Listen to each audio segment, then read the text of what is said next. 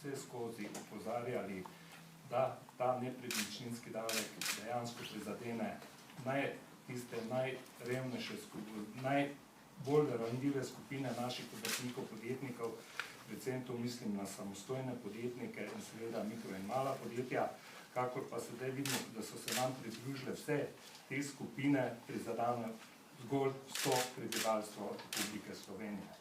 Ravno iz tega naslova smo se danes na ta dejstva, katera so pred nami, smo zaključili, da gremo v zbiranje podpisov in seveda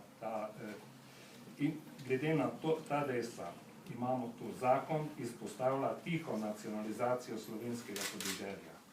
Uničuje konkurenčna slovenska gospodarstva, podjetništva, obrti in kmetijstva.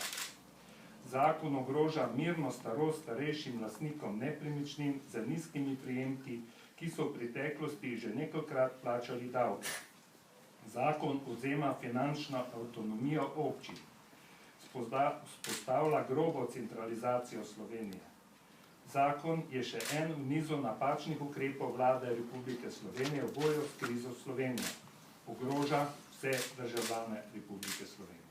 Ravno iz tega naslova smo se tu združili, da želimo ta zakon preprečiti, da vlada razume naša prizadevanja in da nas razume, da enostavno tega zakona ne moremo podpreti.